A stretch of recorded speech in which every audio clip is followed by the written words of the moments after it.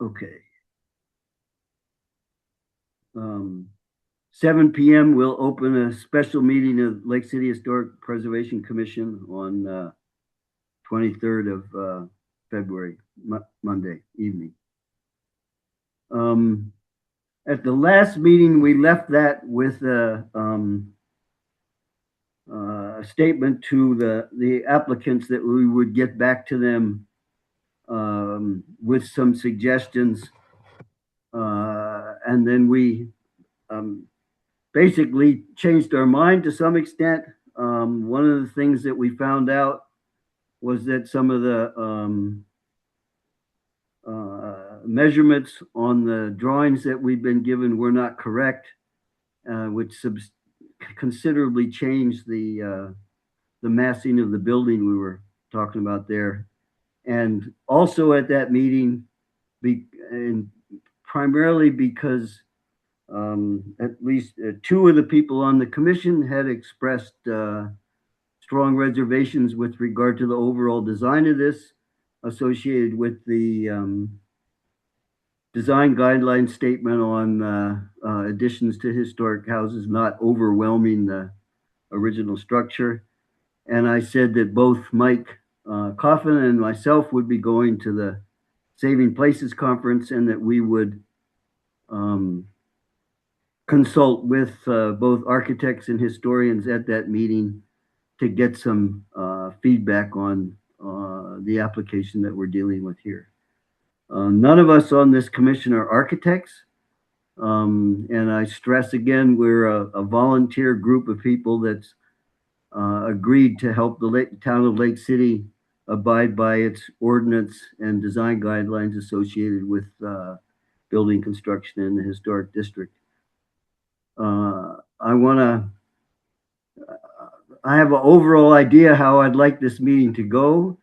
I'm going to first briefly go through some of the feedback we got from that meeting.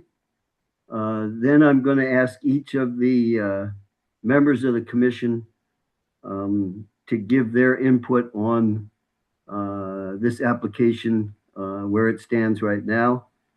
And then I'll ask Derek to give some comments with regard to his view on how things look at this point, and give a brief view about that, because then I want to try to go through, because there's several people on this commission that weren't privy to the first interactions that we had with these applicants. And I need to explain a little bit about how this all works, because Lake City is one of only 2 towns in Colorado that does not have staff on the town whose job it is to interact with potential applicants and make sure that what they submit is appropriate for the commission to consider. And so the commission ends up having to take part of that responsibility and deal with the applicants there. And we end up assigning a 2-person subcommittee to have those first communications. And so the other members aren't privy to those things until we get close to a point of having a submission. So part of what I'm going to do in a few minutes is go through the process so everybody understands what we've been through here. At this point, Lex, if you would put up the smaller of those 2 files, which the conference notes or the conference notes, yes, conference input, yeah.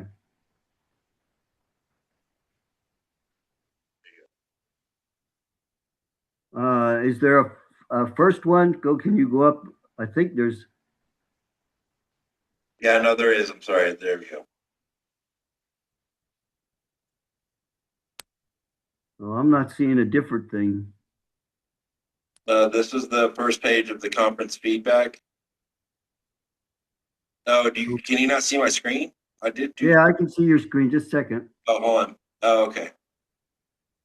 Oh, my screen sharing is paused. Hold on. There we go. The first one should be, Yeah. well, let me get back to,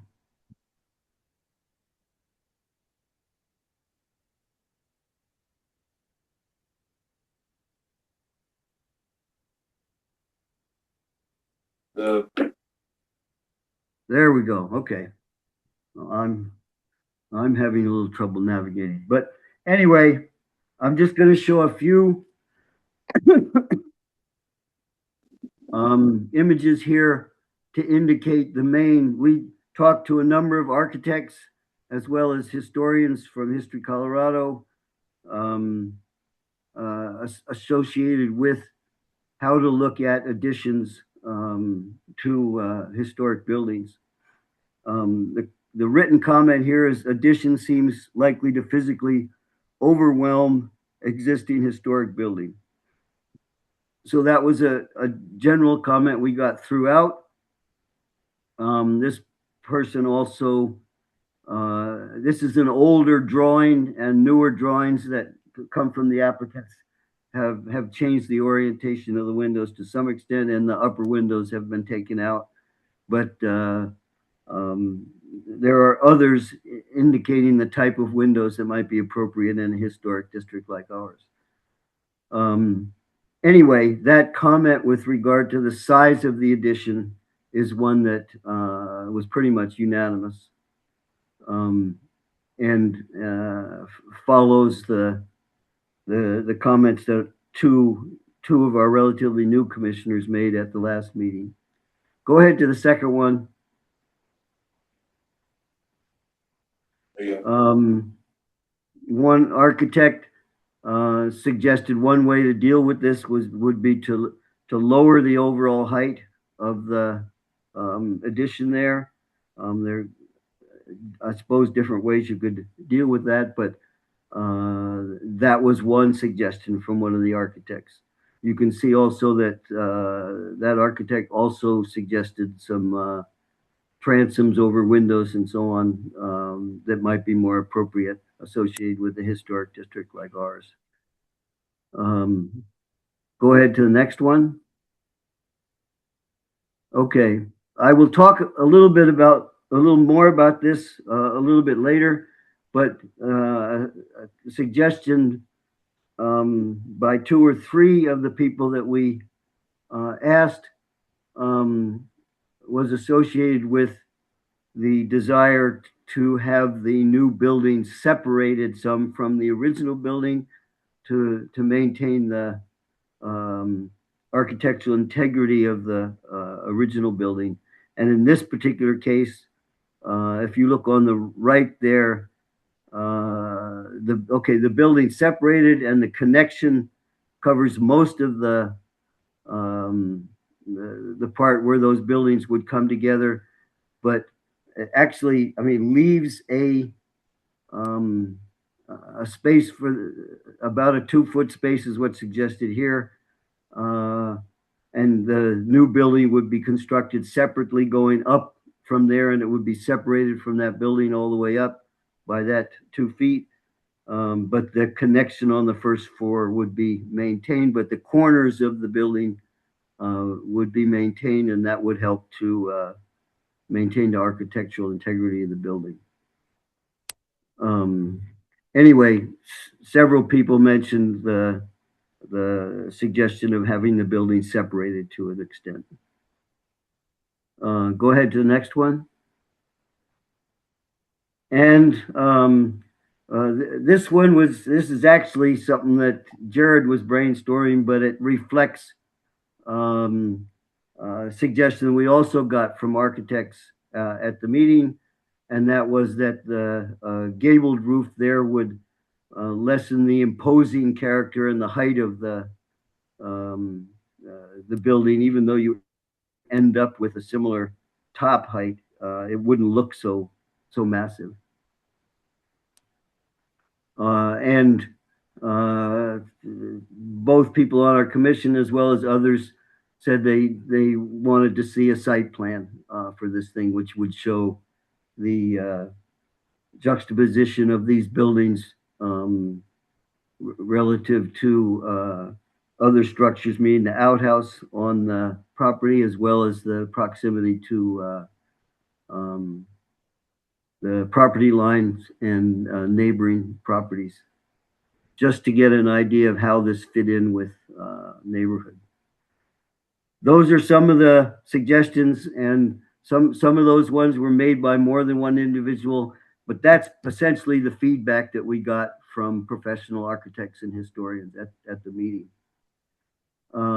At this point, I'd like to go around to each member of the commission, and if they have any questions about where we stand on this, feel free to ask and we'll try to update you. But once you give your comments, I'm going to try to provide an overview of the history of how we got to where we are right now. But I don't know. Do we have a volunteer to go first? Mike? You volunteering me? I'm volunteering Mike. I'd like to hear from you guys first, if that's okay. Okay. Who's saying that? That's Jared said that. Well, the first thing is, in addition to the site plan, I haven't seen a list of materials. So yeah, would love to see that. I know that we've asked for that. And, Joe, did you circulate the additional like pictures of the pictures that they sent? I sent the materials that I got from you on the 17th. I circulated to all members of the commission. Yes. So there's new, so blueprints as well as pictures of windows and some other things, but there's not much explanation associated with them. And they had some pictures of the corrugated metal as well. Yeah, right. Concrete foundation with wood material built. And is it like batten board on the side, or just if it's corrugated metal on the whole building? Just corrugated on everything except for the roof, and then the trim, the eaves, the 1 foot eaves that are required by the city are going to be the original roof as they are on the structure that is there now.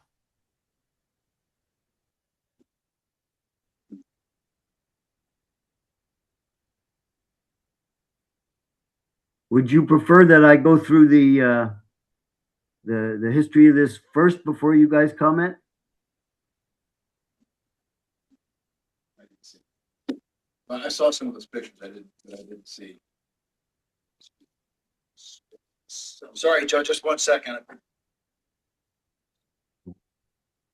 Example, corrugated, Yeah, at the base. non-rusted, rusted, I think it's siding, more of this. Yeah, Mike, when I kept trying to forward it to you, it kept saying that the file size was too big and the email was bouncing back. Okay, I'm sorry. Yeah. Well, I separated all those out and made them into smaller files and sent them to everybody. Yeah. The metal that's on there is the metal that's new without acid, because I don't want to put the acid on there to age it right away, just in case it'll tear up the metal roof that's already there. And then the windows, the hardware store actually called Marvin Windows to see if they couldn't get a picture of the windows in black, and they said that what you have is what the hardware store there in town sent us. They said they couldn't get a custom window picture. Sure. Okay. So Derek, you're talking, it's supposed to be corrugated all the way around. There's not batten board. It's not wood. No batten board. I think the only batten board would be here is the I have some of the original batten board from the interior of it still in the house. But no, everything else is going to be, I think more rock next to the rock would not look correct. Correct. Okay.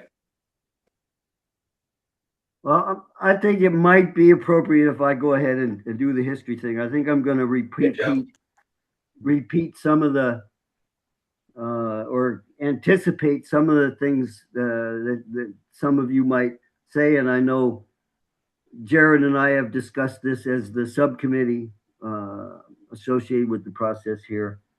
And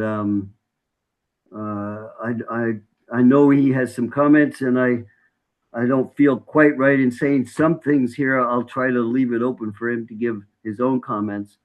But I think for everybody's sake, I want to go through the process that we've gone through here. There have been some hiccups in it, and I understand completely frustration that the applicants have noted in terms of how timely there's reactions to things that they suggest and so on. But there are reasons why this is a process that takes somewhat time. But anyway, let's Lex, go ahead and go to the one that's called Presentation. Rock House presentation. Yeah.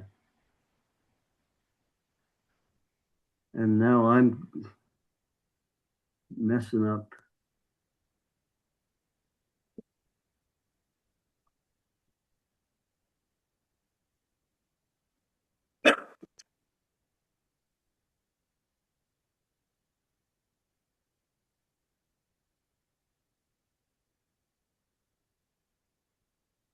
You guys still hear me? Yep. I'm lost my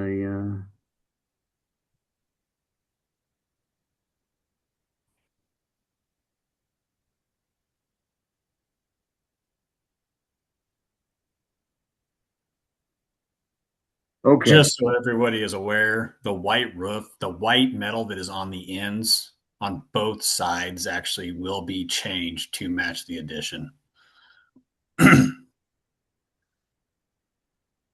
Just so everybody knows. Are you talking about the little part under the peak of the roof? Yeah, that white metal there. Yeah. I brought that up just to protect the wood behind it when we did the roof. That's just what ended up there. Okay. Anyway, the applicants are requesting to build a substantial addition between it's the north side of this the rock house and the We Care property next door. They have a 7-foot setback from there, and so they want to fit their addition in from that setback to the building there.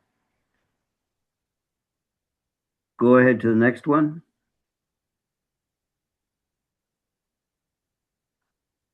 These were the first drawings that we received from the Wrights back in beginning of December.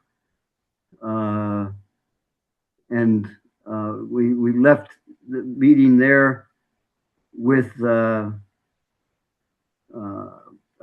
agreement that we would try to get them associated with a historic preservation architect and see if that person could give some advice to them as to how to go about making an addition to this small historic building.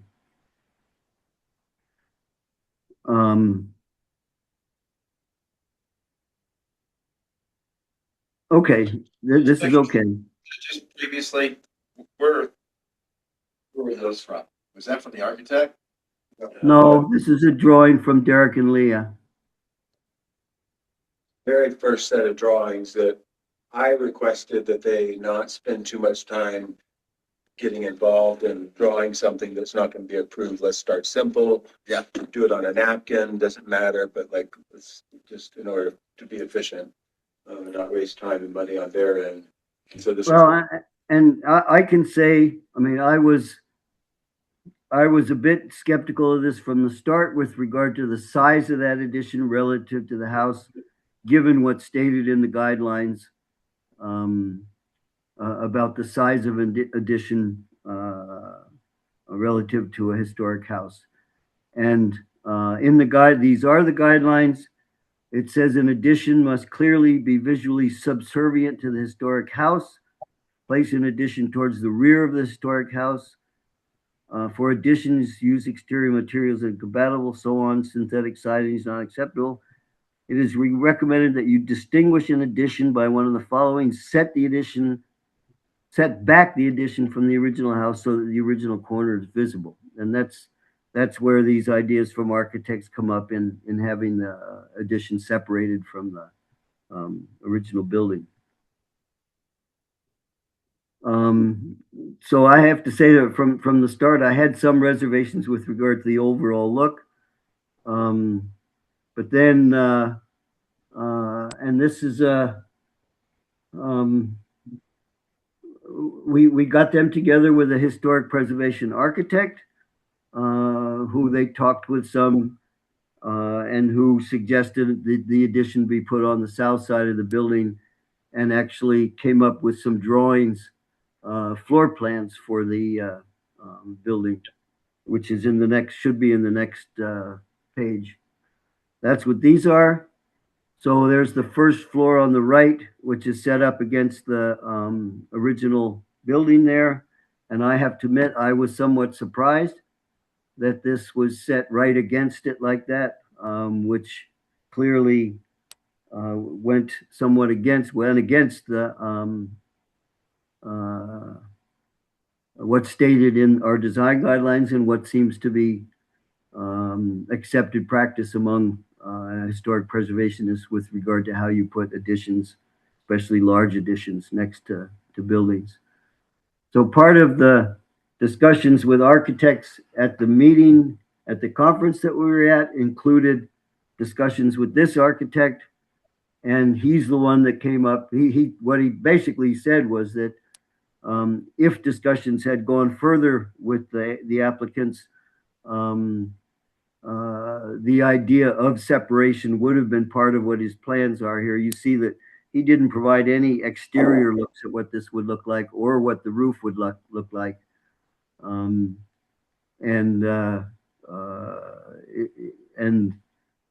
there was no further communication between the applicants and the historic preservation architect, because they did not agree that it should be on the south side. The applicants wanted it on the north side. And so that the next picture, the next slide or whatever, this was his drawing of that separation. And it would mean that the width of the new building would have to be somewhat less than they proposed here, but that there would be the separation that would allow the integrity of the original building to be there. He provided relatively, well, he started with some relatively detailed drawings there. Another person didn't get into drawings, but came up with the same suggestion that the separation of the buildings would be imperative to maintain the historical integrity. Go ahead to the next one. So these are somewhat later drawings that we received from the applicants with you can see that the windows on this side have been changed to some more vertical orientation of vertical windows next to each other. But I think one of the biggest surprises for us was a realization after the last meeting that this height, this 14-foot 6-inch height, which puts the new building as less than twice the height of the old building, is apparently not correct. This building is only about 11 feet high, and so that the new building here is well over twice the height of the other one, which makes it even more massive than we had thought of from the start. I think you can go to the next one. Yeah, same thing here. This is new drawings. Well, no, I'm sorry. These are old drawings showing the height here, and the height of this, the new building relative to the old one, it's not even twice as high as the other one. The next slide should show, well, okay, and this I guess is the closest attempt to a site plan or something similar, but as you can see, even on the end of January at the last meeting, when the application was put in, this rendition of the size of the old building relative to the new one, and here is again showing something that is not actually the case. And I think we have to point out that frustrated us immensely with regard to how to look at this whole thing. Next one. And at that point, this is some renditions that Jared did to give some indication, because we weren't getting this from the applicants, of how big this new building would be relative to the original one there. And as you can see, it's quite a bit bigger than what comes across in the renditions that were provided us by the applicants. Doesn't include the porches, though. It doesn't include the porches, right? But the height is. That makes a difference, Joe. No, I totally grant that. This should be better done with the porches on there. The porches are 38 inches, 38.9. The new blueprints have every window, every door. I'll show the new prints here in a second. Anyway, this was where we were going after the last meeting, and before we started talking with the architects and so on at the conference. These are the current revised blueprints that we received on the 17th of February.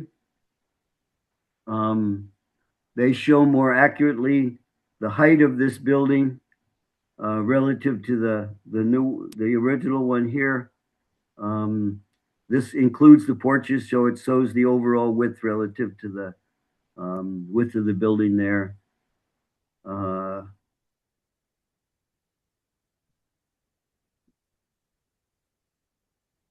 I can't see the bottom here, but I think, you get the new the new blueprints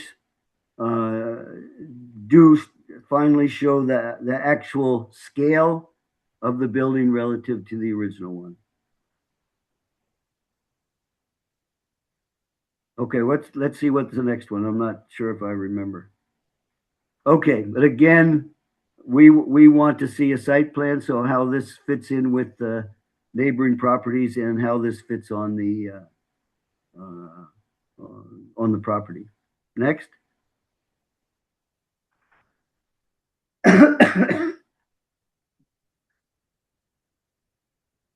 I think, well, I'll let Jared talk about this some more, but he came up with this with some idea that this is some kind of addition to a smaller house that perhaps works okay. I would, perhaps it does. I would say that within the context of the wide space that it's in, it probably fits in better. I'm not sure it fits in with the look of Lake City's historic district, but and partly that's because the window configurations don't complement things that we find in our historic district and so on. But we're also dealing with a building that is not over twice as high as the original building there. I'll let Jared talk a little bit more about this when he gives his comments if he wants to. Then I think lastly, next, we put a question to AI. Show me some poorly designed additions to historic buildings. The one just above the red talks about rooftop additions, which this is not, but two-story modern additions on top of low-rise historic one-story buildings can overwhelm the original structure. The same thing applies to massive additions. Large two-story additions attached to 1.5-story bungalows can obscure the original shape, scale, and form of the building. There's other reasons. And in asking that question, AI came up with some examples of poorly designed additions to historic buildings. And that's in the next slide here.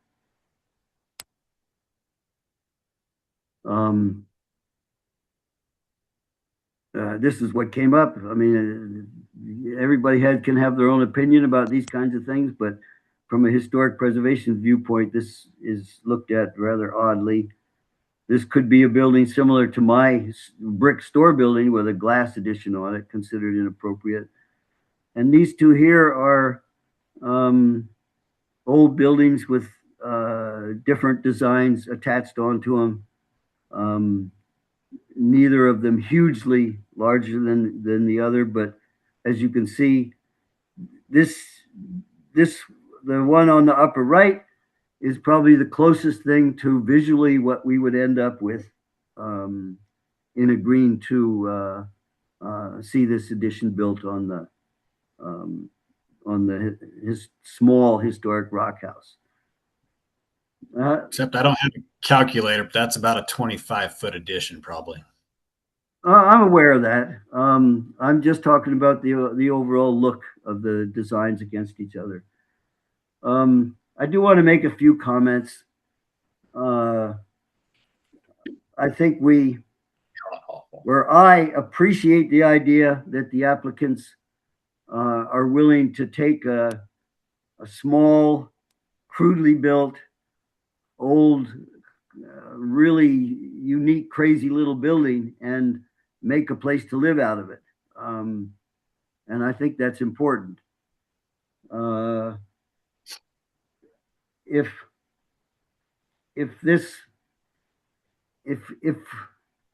this commission agrees to an addition somewhat similar to what we're looking at there in the upper right,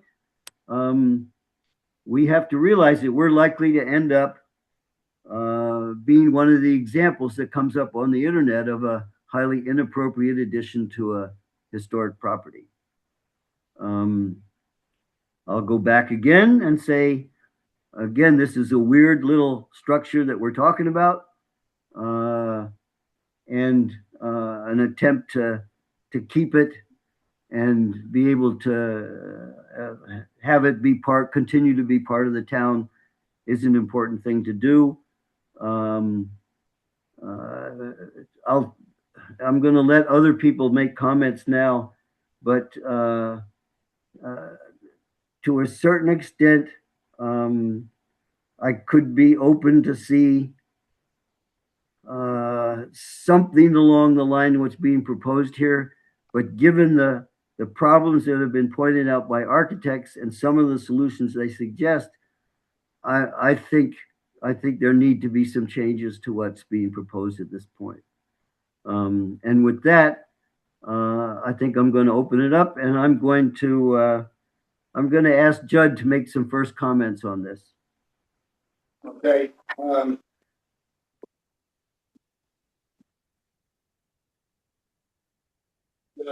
The height of the addition is concerning to me. And I know you've been working on this. Got a couple of questions for you. Without having that site plan, do you have do you know how much leeway you have from the drawing that you sent, from that, which would be the north side, to the 7-foot easement, to the property line? Do you know what that exactly is? Yeah, I'm right about that 20. laid out on here somewhere. Yeah, go ahead, Derek. Yeah, I sent some pictures. Let me pull up my phone here. I sent some tape measurements from last weekend, I think it was. I was up there. The back of the house is 23 feet. I think it's like 6 inches. I'm not sure where that fence is at. Up there on the We Care side, but the property stake is in the alley. I couldn't find one in the back.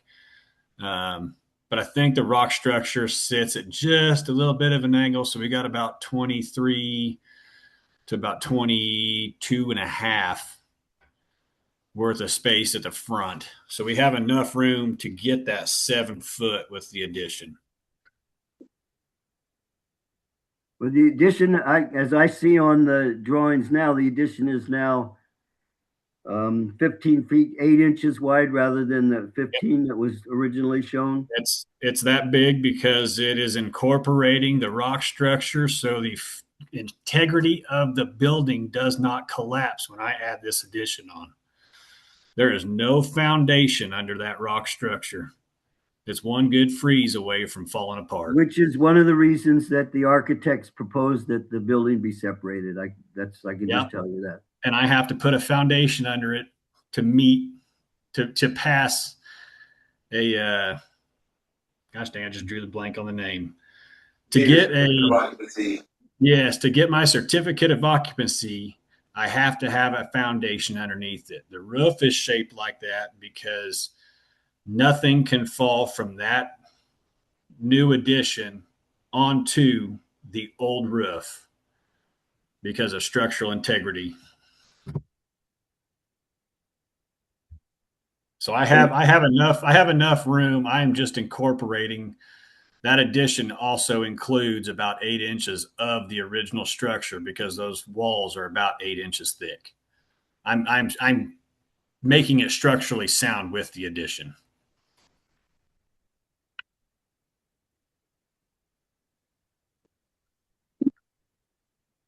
Anything more, Judd? Yes. On the couple of things. Two of them on this particular one is that if you were to do the addition from the north side to the south side, then you would be able to have that 2 foot separation, and then you could have you could even reverse it to lengthwise instead of the parallel side, and that would dramatically, because your roof pitch would be a standard instead of a shed. And I'm asking you on this one. And then another one is moving. This is completely different, but moving the addition would be west and sliding it so it would not be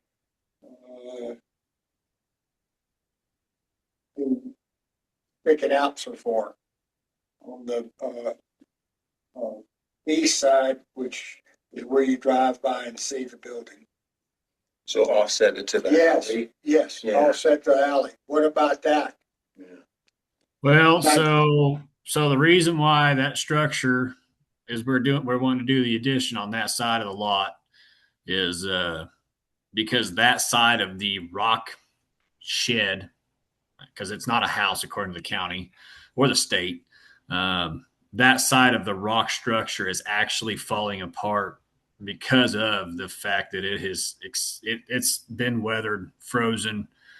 There's rocks the size of your head that are starting to fall out of that side of it. I'm trying to preserve the actual structure that's there by doing the addition on that side. It'll also keep all of the winter freezes off of that side of the house and the remaining part of the structure. Well, it extends right now already past that. So I don't follow that reasoning. If you slide, What do you mean? You slide the addition, which would be to the west, which is to the alley. You still got, where the porch area. So if I slide it back towards the alley, then I have to redo all of the electrical I did over the summer.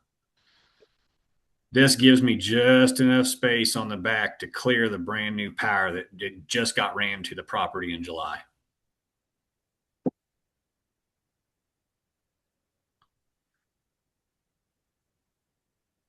Okay, and I do want to make something that's, I think, positive is the photos of the Marvin windows that you showed. I like one. It looks great. I'm going to make a comment. Do what now? The windows look good. The windows look good. Yeah. On the photo. Yeah. I'm gonna- Derek, do you plan to use that divided light window, or is that just another example of a Marvin window that's black? Because I don't see any divided light So, windows. so there's a divide in there, not much. I didn't get it in there. That's my fault. My wife told you the 14'6" or whatever at the last meeting. She sent me a message. I was in class. I was able to respond. That was my fault on the roof size. Um, not gonna lie, I don't really care for school, and there's enough for that right there. But the windows, they're only separated by what's going to be required. So maybe 3 inches, two 2x4s in between there, and a header across the top. Wait. No, I'm referring to pictures you sent this past week of some actual Marvin windows. I think there are Yes. two, and one is a divided light. I think it's square. It's divided into 4 panes effectively, and then the other one is just I think, undivided window. My question, and back to what Judd was complimenting, is that divided light window that has 4 panes in it that you sent this past week, is that style window? Are you anticipating using that, or I can use that. They just Marvin sent the hardware store every single picture that they had available. So they told them that there's no way they can send a picture of a custom window without it being made. I mean, if I planned on putting a single divided window in there just so that way it looks like there are actually double hung windows and from a distance. But my plan was to use encasement windows because they're more energy efficient. Okay, I appreciate what Jared, just because uh, by you sending those photos, um, my assumption was that is the window, the forward light that you were going to be using. I figured that if you were going to be sending a photo, it's just like when you sent the pictures of the corrugated metal. Once I saw that, I could see the corrugation, and and I think what gauge is going to end up being. But what I'm understanding from you now, you're not committed on what the windows are actually going to look like. I'm planning on putting a divider in there so they look like they're double hung windows like all the other houses in town. That answered my question. I wanted to Yeah, they just sent the hardware store every picture that they had. That's just one of their display windows, I think, at the Marvin showroom. Thank you. Okay. Judd, let me clarify something. I may have misunderstood what you were saying, but as part of what you were asking, associated with the roof, were you suggesting anything with regard to gable as opposed to a shed roof or not? Well, I like a gable much more than that shed roof because there's very few examples of that that I'm aware of in Lake City. And I also realize that structurally is if you put a standard gable roof on that building, that half of that snow is going to be going on top of the old structure. And I'm asking about a gabled roof that would go in the same direction as the old house. like yeah, I'd like that a lot better. Yes. yeah, I mean, My that's only- something that's been suggested by architects as, yeah, if you go to the last one on the smaller file, Lex, you'll get to that little red drawing. Yeah, Okay. that was it. My- That was it. Okay, yeah, that's exactly, yes. I'm not trying to interrupt you guys, but now my only problem with that is Gabe would like to see at least a 412 pitch, which is going to put that peak about 30 feet up in the air. So I have a 1.75 inch pitch on that roof right now. I am, and per code, it should be even steeper than what Gabe would actually like to see a 612 pitch. So that's why I did not go with a gabled roof facing the same direction. I mean, if I went 612, I'm going to be 36 feet in the air. It's Yeah, going to be no, I think awful. if this ends up looking, if this looks better in terms of the mass of that building relative to the small one, I think we'd probably lobby uh,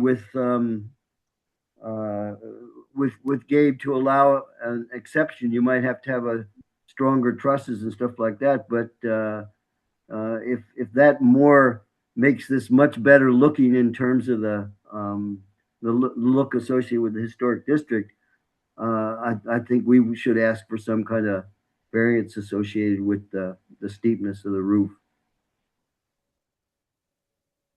Yeah, and that'd be a Gabe question. I couldn't That answer would be that. a Gabe question. You're right. You're right. Gabe's concern is snow load. And Yeah. it's easy to achieve those snow loads with a steeper pitch, but you could certainly achieve it with a flat roof if you want. Yeah. It's just a matter of, it's just engineering it, and it's just Yeah. it's just a more supportive roof, just stronger. Yeah. The trusses, or otherwise. So it's done all the time in much snowier climates than little old Lake City. So Yeah, that's true. if Derek and Leah are amenable to something along these lines, yeah, because then you could bring the overall height of it down, changing the mass somewhat. Like, No, I could probably bring it down to, that's just running off the top of my head. 17 feet, I think I figured out would actually work. I think I could bring it down to about, the peak would be right around, we're 26 now, I think. Is that what my blueprint says? Yes. Yeah. Yes. 26. So I probably could get it down the peak to about, God, that'd be about 23, 24-ish. Because it's 26. 212 pitch if I try to match what's there. I mean, we're still going to be, it won't be as tall, but it'll still be tall all the way across. Well, you could bring it down lower than that. But these, It may not live the same on the inside, but it certainly is possible.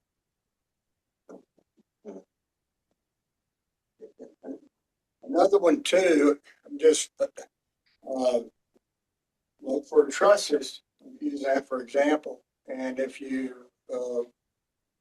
you can also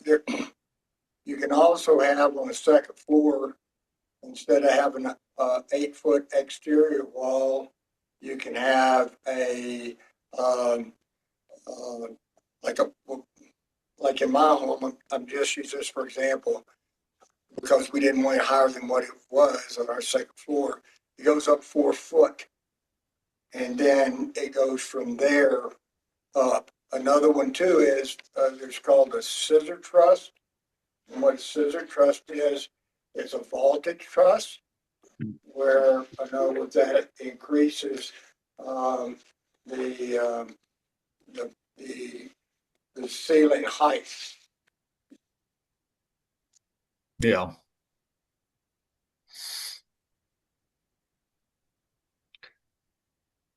Anyway, Okay. you've got options. Let's, I'd like to hear from Mike and Kenny, and then go to Jared. Okay. Back to Mike. Yep. Well, I can sure appreciate the battle you've got, Derek. But you know, the thing for me is the scale of it. I mean, and it's even more dramatic than it was before. I mean, it just completely dwarfs the original structure. So when I'm looking at when we're looking through the guidelines, in addition, it must clearly be visually subservient to the historic house. It's not. Place an addition toward the rear of the historic house. It's not. Additions use an exterior material that is compatible with the appearance, texture, and dimension of the historic materials in the original building. Corrugated, it's not. Set back the addition from the original house at the original corners visible. It's not. And place a vertical demarcation strip between the original house and the addition. And that's not there. So, just, from that standpoint, windows and roof aside, I mean, it doesn't meet that standard. So, I don't know where to go with that. Well, so here'd be my question. You guys just approved a house, I'm not sure when, that was a shed just like this one, and you can't even see that structure from outside the house anymore. I'm not sure. The address or what street is on? You're talking about yeah, I can pull it up. in the park? It's over by the river.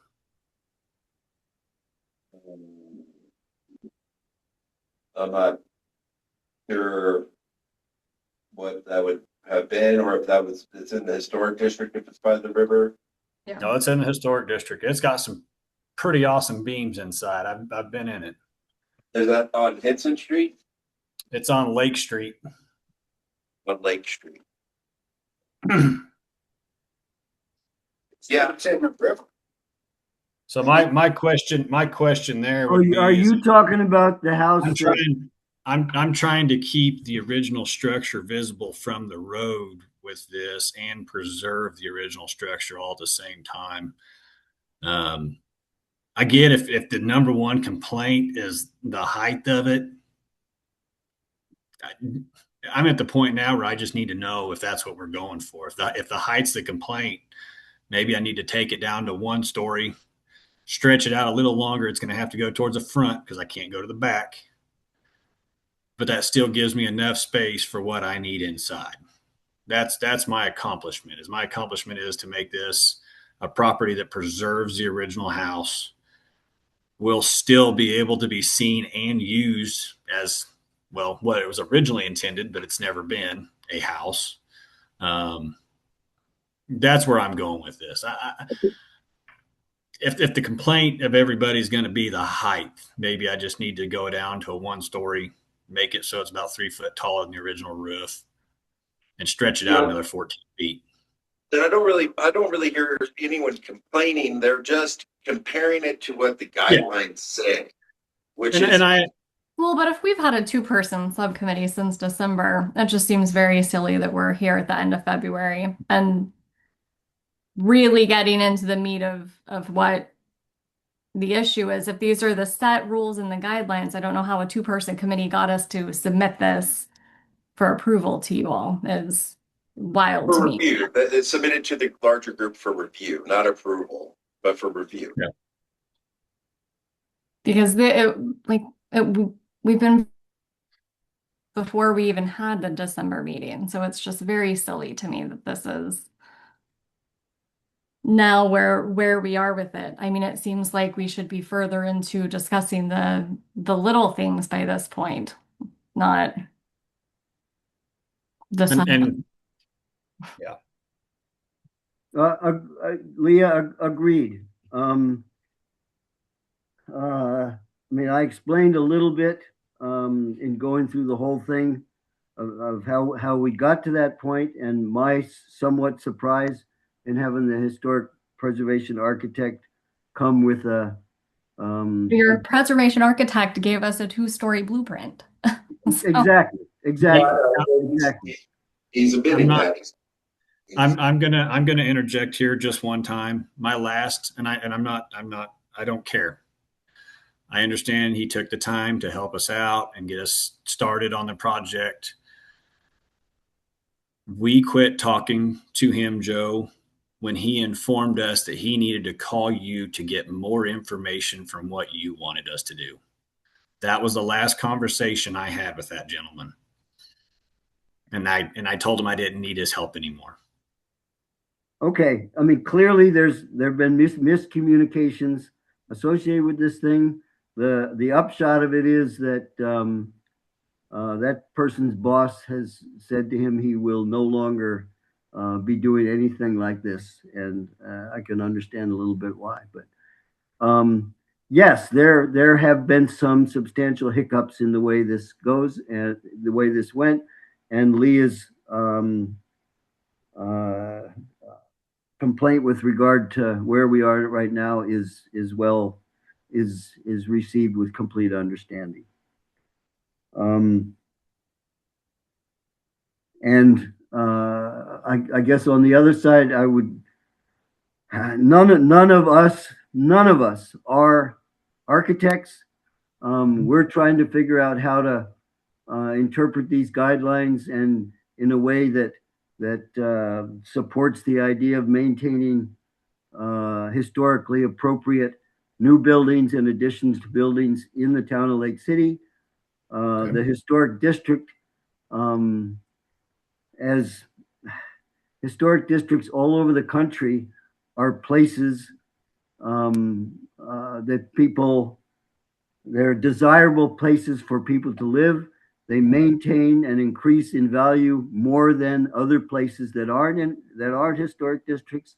And part of the reason for the guidelines is try to keep buildings and additions and other things that go in there to follow certain looks and certain designs. And we try our best to figure out how to do that. This one, I'll use Jared's word. This one is very tricky, and I think he used that word from the start to figure out how to make this thing work if it can work. I want to point out very strongly that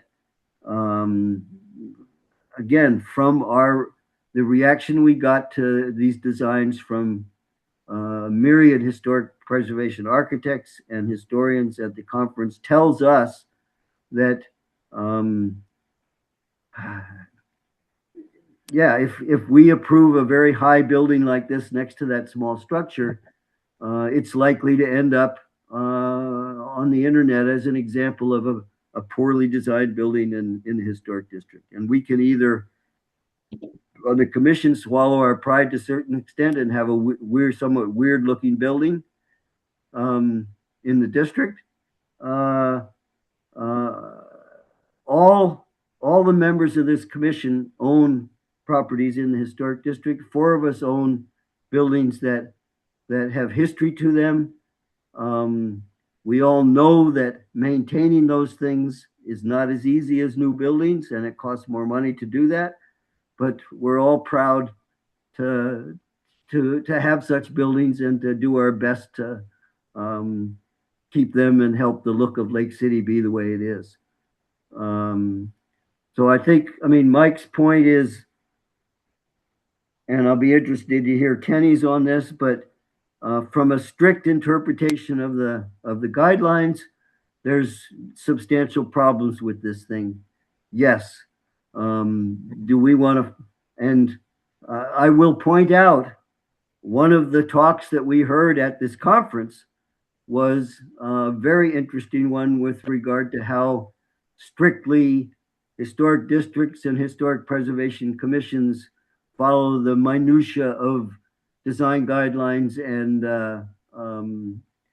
the Secretary of Interior standards, because sometimes following those too much in minutia detracts from keeping historic buildings in our communities. And he pointed out that these guidelines and standards are not laws, they're guidelines. And we have some flexibility. We have some room to maneuver to a certain extent with regard to how to interpret these things. I want to see somehow that this funny little building gets saved in Lake City, and makes a place for you guys to live in. The fact that, I mean, it's pretty clear that, yes, I know you had some difficulty in discussing things with the architect that drew you those things.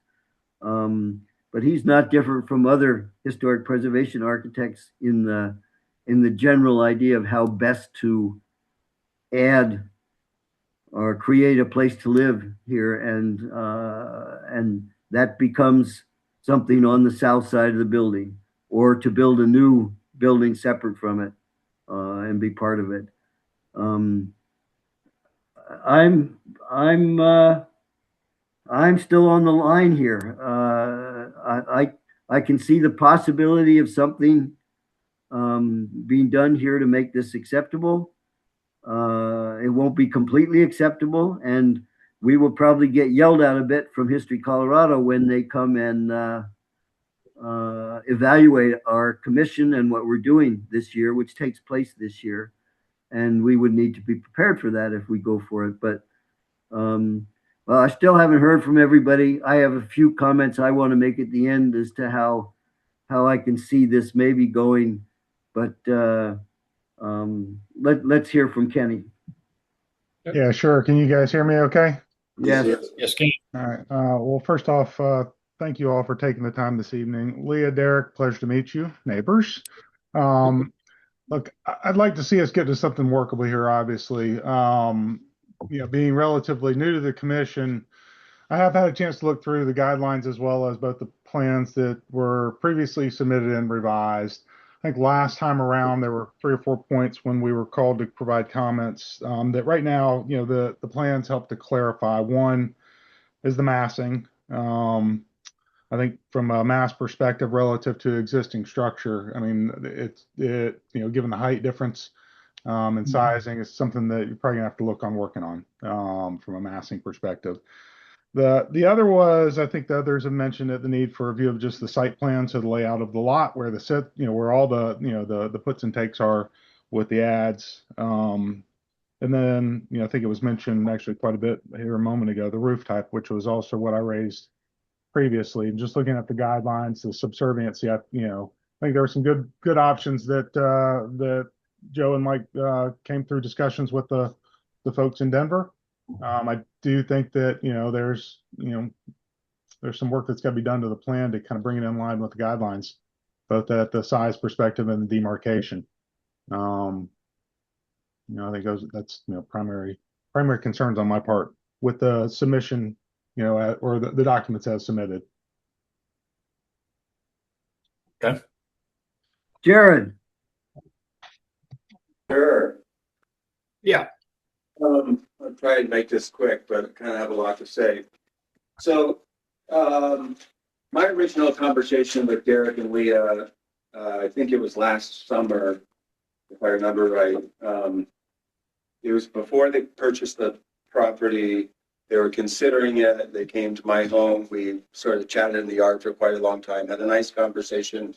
And they expressed interest in buying this rock house, and then potentially making some alterations to it, which were part of the original COA from, I think, December of this past year, to replace the roof, to extend or rebuild the porches effectively, and where they wouldn't be fold down, but permanent porches. And that's what they did. That was approved. I don't recall any conversation about an addition at that point.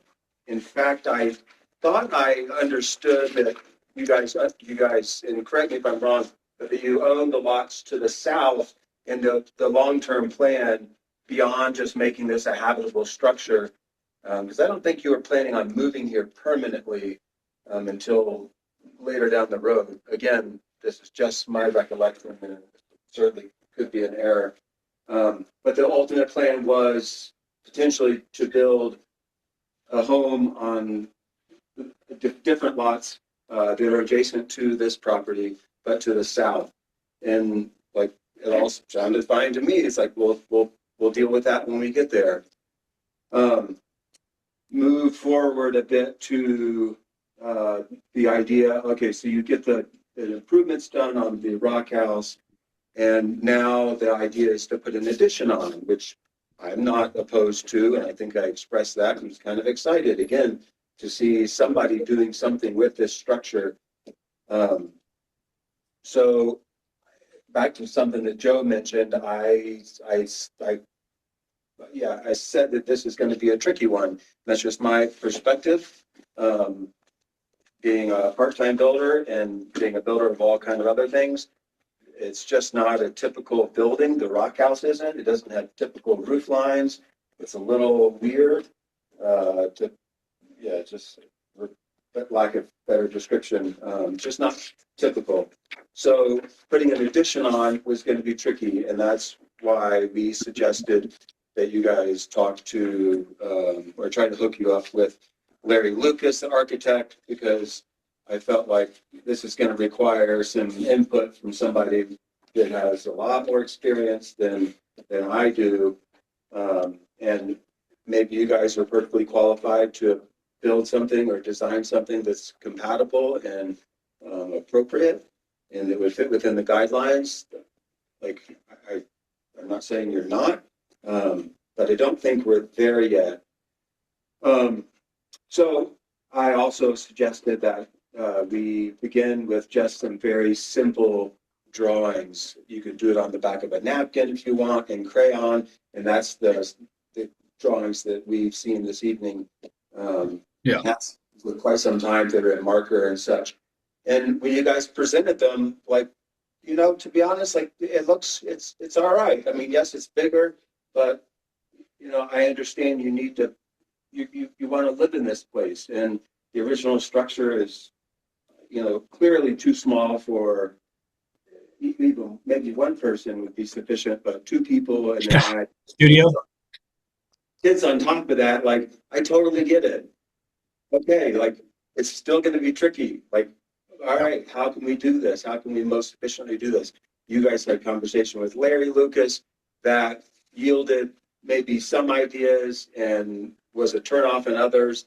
I suspected that may be the case, and I just recommended just take what you can get from him because he's very skilled. He has great vision, and he can see things before they are in 3 dimensions and permanent.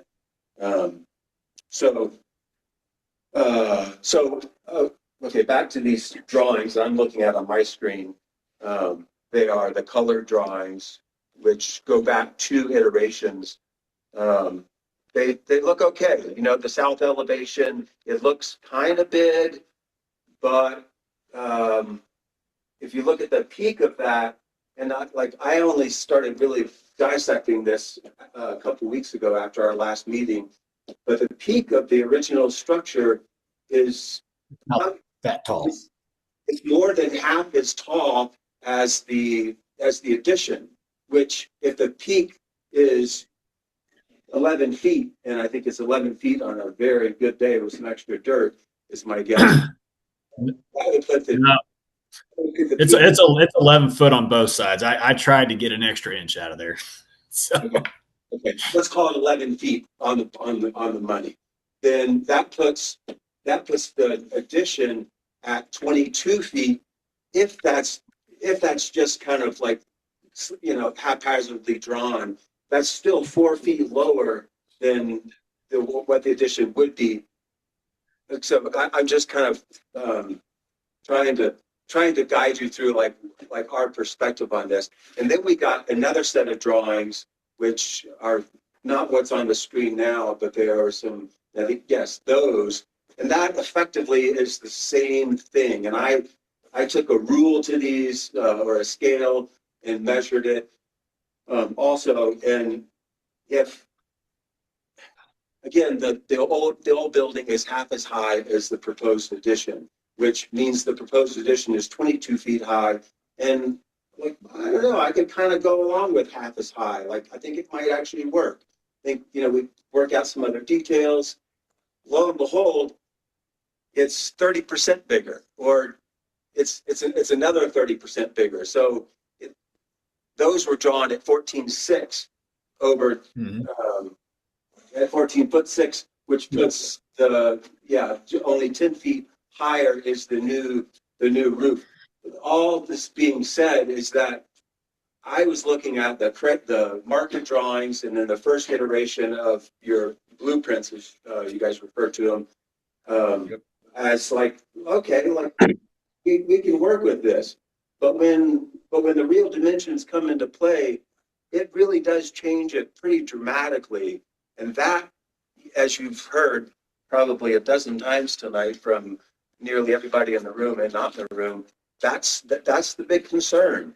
And it sounds like you are amenable perhaps to adjusting that to accommodate, the guidelines needs and building something in addition to this rock house that fits within the guidelines. And I think we have to start there. And hopefully you are willing to do that. And I have some ideas that I will, we can discuss after this meeting at some point, of maybe how you guys can move forward, and maybe introduce you to some other folks, or you guys just brainstorm and you keep throwing iterations at us that you think might be acceptable. And I just want it to be efficient for you, because building season is about to start in a couple of months, and I know you'd like to get moving. So I guess I'll reiterate, massing of the new structure relative to the old rock house is a concern of mine. Also, I can see it being successful with this shed roof. I would prefer to see a gable that somewhat mimics the shape of the original structure, and have it north-south oriented, like the other picture that I sort of scribbled down in writing.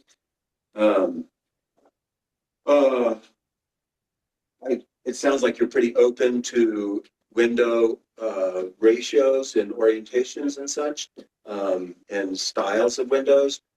I think that's going to be necessary, which brings another point. Are you, I think you are you planning to replace the windows in the rock house as well, or would prefer to rather than do storm windows? Or are you okay doing storm windows and keeping the existing windows? What's your long-term goal? I'm going to do whatever I'm required to do by the state of Colorado to get a COA. Well, and right now, I'm not going to lie to anybody on this committee. Not a single one of those windows opens in that house. Not one. They are all nailed shut.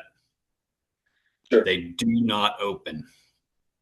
But you have to have, a certain level. That's all I'm going to say, because Gabe is going to require me to change a window for fire exits. Yeah. Oh yeah, and that's absolutely fine. Mike, I'm asking. Hold on, I'm asking because now would be a good time to discuss, not in this meeting, but sometime in the near future, is to have the windows in the rock house. I just think in order for this to be a successful union of a new and an old building, is that the windows, among other things, should be compatible with each other. So if the plan is to replace the rock house windows, which I fully understand you're wanting to do, I prefer to do it with my house. I'm trying not to for my own reasons, but I really would prefer to, probably for the same reasons you do, that are not part of what Gabe will require in terms of safety. So I just would like to see some continuity between the new windows in the rock house, should you go down that road, which it sounds like you're going to, and I would like to begin that discussion now while you're designing the addition, because tying those two things together will only help make this a successful new addition to the rock house. Lex, did you have something? Okay. So we should discuss that at some point in the near future. The final thing I have as a suggestion, which is kind of a concern as well, is you've got a new black metal roof on the rock house. And if I'd known you were going to put an addition that was designed this way with metal siding, I probably would have tried to encourage you to not do the black roof, but something that's a little bit more compatible with the corrugated rusty metal siding, because you're getting to be a lot of different metal components that don't really blend well together in terms of what we've seen in these mountain towns, Lake City or our mining district is, I think I mentioned, a pretty good example of where you often see metal roofs and metal siding.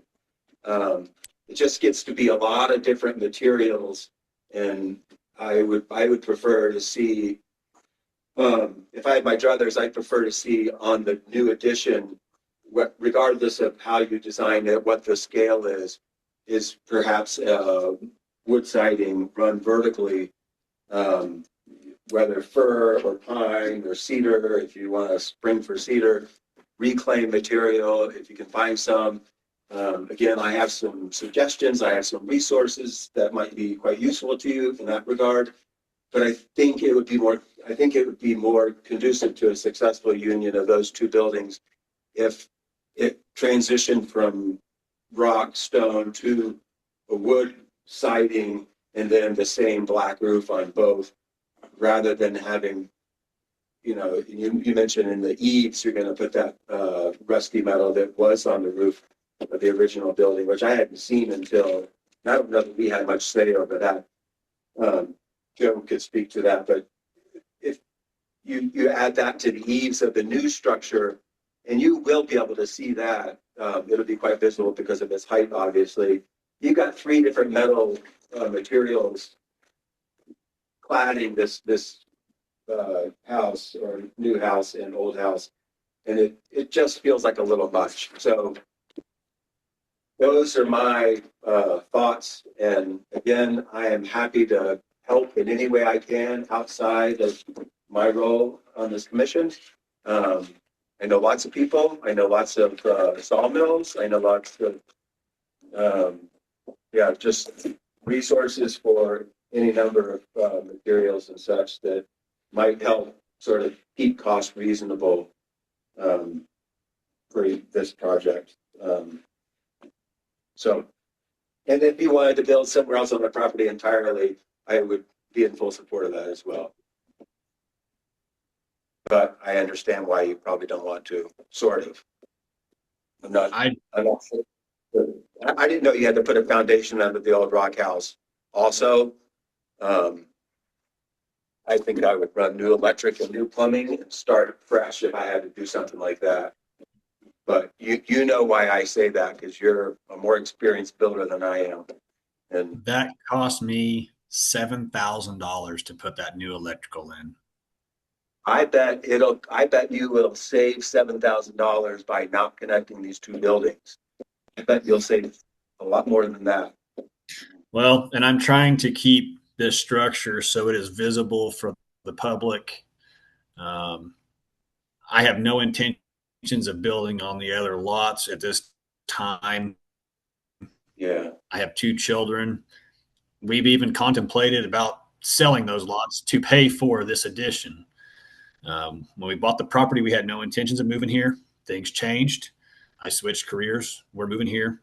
We're just trying to figure out how to make this structure work. We would love to use this structure for our house, and keep it historical. And that's why I mentioned a little bit ago, if I need to lower this down so it's a 1-story addition, maybe it goes about 2-3 foot above the original structure that's there, so it's not as high, but I am going to have to stretch it out towards the front of the property, so I have enough room for 2 bedrooms and a small office for my wife. And we're open to that. We've talked about it. It makes it a little bit longer, but it's still visible from the road. The addition's not going to overwhelm the size of the structure that is there. We're just trying to figure out how to make this work. Well, despite what it may seem, we are too. Yeah. Well, that's sorry, and that's why I mean, if the 2-story structure is just too much, I don't have a problem with that. I just need to know because I need to start moving forward so I can start planning for mine and my wife's and my son's future. Yeah. I can't still be. We can't still be sitting here in July trying to figure something out because I won't have a place to live come October. No, it seems, I mean, Derek is showing some flexibility with regard to how to approach this thing. Clearly, it's too bad the electric stuff is already in this. If it went to 1 story and got longer, it'd be much better. If it went back the other way, much better.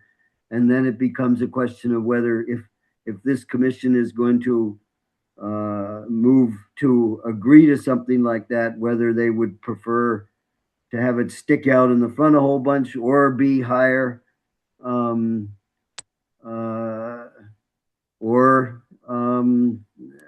mean, there's two people that seem to be very sticklers on the massing of this relative to what the design guidelines say and whether this thing gets approved at all.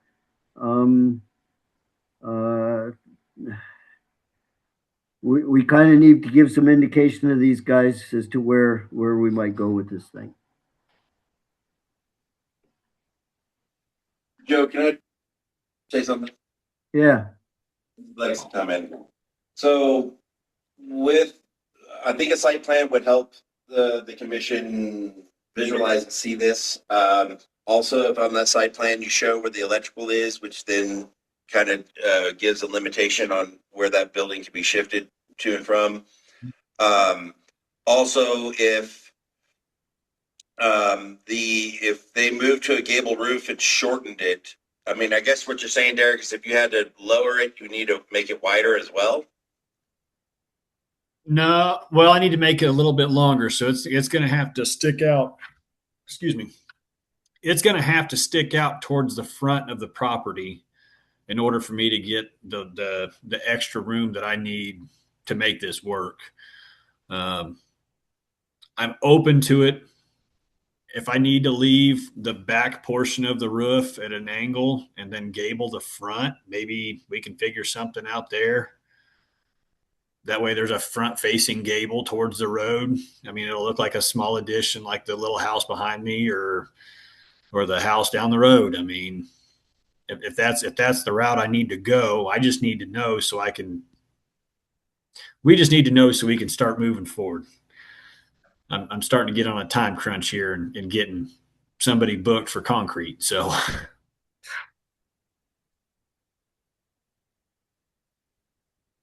And none of us are architects that could give you professional advice on that, unfortunately. No, I'm not worried about that. I just need to get a plan in the works so I can start getting the person who's going to put the plumbing in the ground. And Yeah, I mean, I can't do anything. And Lex, you know that I can't do nothing until we start somewhere. So true. And I mean, I guess it would be a lot easier for the commission to review and make a decision if it was meeting the at least the general guidelines. And man, I understand where this kind of went awry in the beginning. But yeah, y'all are in a difficult place. So ultimately they would ask that you meet more of the guidelines and that you, I guess, at least address the massing and the roof, and possibly matching windows on the rock house to give it some more congruity. And I don't know how you match materials with corrugated metal and having a different color roof and stone for a house. I mean, that rock house is very unique. There's no other rock houses like it in the historic district. And so really the materials that you're using is what really that's the reference to the historic character of the neighborhood. Does it match those? Does it match the size and massing? So I don't know how this board wants to have them move forward with this. I would say from what I've just heard, it's at a minimum the massing and the gabled roof, and yeah, it by no means does it really meet the historic guidelines. And I think whatever ends up getting approved, we're all going to catch something about it from someone. We're all going to catch something from someone. I'll make a couple quick comments here. Yeah. One, I think Jared's comments with regard to the windows in the original rock house there. They need to be, discussion of them needs to be part of this COA. Yes, they do. I have no intentions of changing those windows without submitting a COA. True, but they just want to make sure they're going to match the ones that are on the building to give it. Yeah, right. And I don't think I would have trouble with some of those windows being replaced. I think to start out with, the windows that face the front, the divided windows, if something can be done to maintain them, that would be great. Other windows that are in there, I can see being replaced, but the windows that end up on the new building can complement the size and form of the windows that are on the other one, rather than all of them hitting the traditional look on other buildings in Lake City. But I think there needs to be some that needs to be included in how the configuration of the windows on the new building fits with what's going to be on the old one. I think that the idea of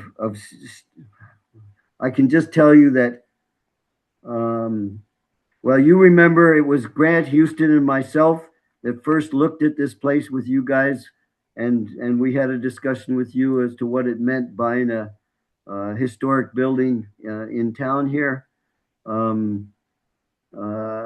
I've discussed a bit with Grant about where this thing has been going. One of his main pleas was to set it back away from the front of the building.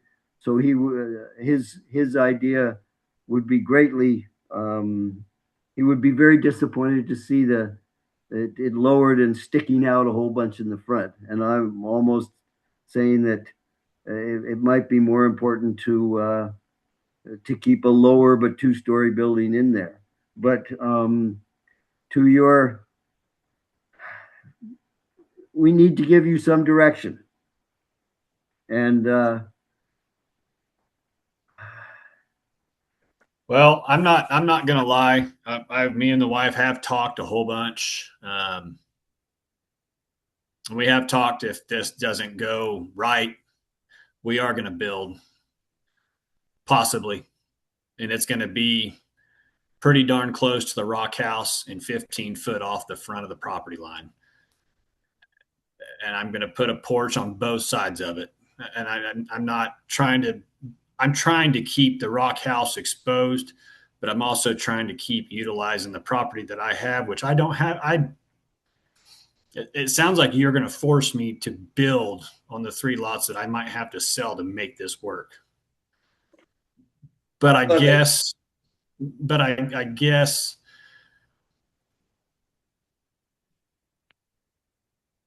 I was under the impression that there was a historical society to help keep the preservation of the property. We bought a hay shed, not a house. I'm trying to turn that hay shed into a house, which will include a foundation, which will make it last even longer and bring the value of the property up. It's not going to decrease the value of the property around us. It's going to increase the property around us. I'm just trying to figure out how to make this work with the historical society, and I'm willing to make the changes that has to happen, but I can't I can't build onto a structure and leave a 2 foot gap on something that's about to fall apart. Does that make sense to everybody? Are you going to go build onto the shed that's riddled with termites on the inside because it's never had a foundation under it? Or are you going to try to figure out how to stabilize it, then put a foundation under it? That's where I'm at with this. I'm trying to preserve it and keep it visible to the public. Okay, let me ask everybody on the commission here. If there's a choice between keeping a 2-story addition there, but lowering it as much as possible, having a gabled roof, and basically keeping where it is, or lowering to 1 story and having stick out in front. Let's have some comments from each person as to what you might prefer on that. Just so everybody knows, I'm 42 feet from the property line.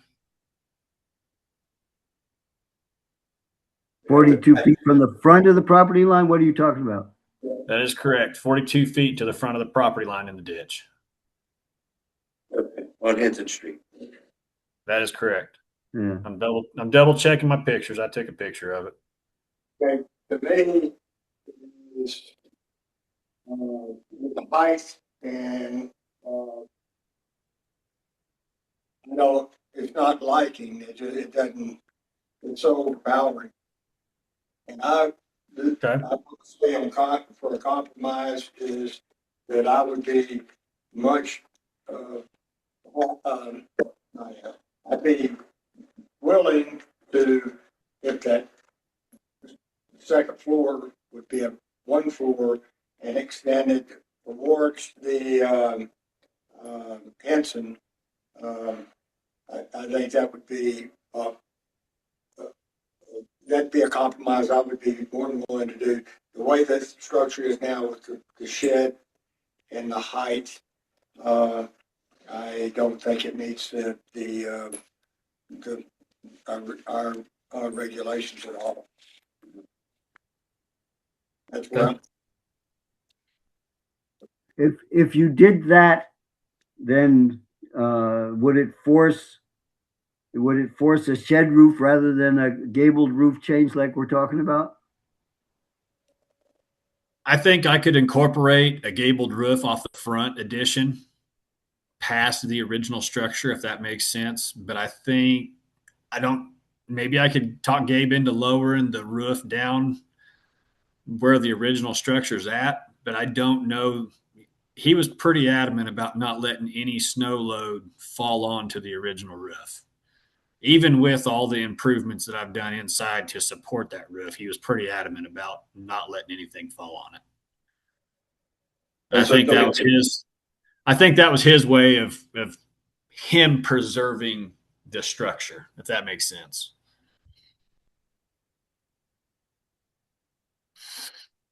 Well, I don't know enough about roof construction to comment on that. Yeah. Yeah, it seems to me that it's a non-issue. We're not, Okay. Nothing that I imagine or have seen or have heard tonight or otherwise has a roof that sheds onto the old structure. Like, that's just ridiculous. Even if it is big enough or strong enough. So I'm quite open to a variety of ideas. If you're game, Derek, if you and Leah are game to lower this addition somewhat dramatically, I'd like to see what that looks like. And we can go back to the crayon drawings if you want. Just if you could have them a little more accurate and to scale, that would be quite useful. Those drawings that are on the screen right now are accurate. The only thing he didn't get I noticed that he did not get. So if you're looking at it right now, the door looks like it's like 2 foot shorter. I don't think he included that the fact that there's about a 1 foot space right there between the roof and the porch support. That makes sense. So So the those entrance is, the door looking at it from the road, if you go back to the other picture where I was talking about the white siding, you can see how the front of the house actually looks. oh, not sure. What was that? I think it was the very, very first one. Okay. Slide 1 or 2, something like that. Right there. Yeah, you can see how there's a little gap there. If you zoom in on it, you can see there's a 2x8 there holding up all the roof beams. Yeah. But I mean, I wouldn't be opposed to lowering it down and stretching it out. It'd just be a matter of figuring out with the historical society appropriate roof pitch for the front, and then the back would be the hard part. I'd have to talk to Joe or not Joe, but Gabe, and figure Yeah, out yeah. what he would allow me to do for a roof pitch on that side. I'm just trying. I am not lying with you guys when I try to say that side of the house has a lot of structural problems. There's a lot of rocks falling out of it, and I'm trying to support that structure by adding the new structure to it.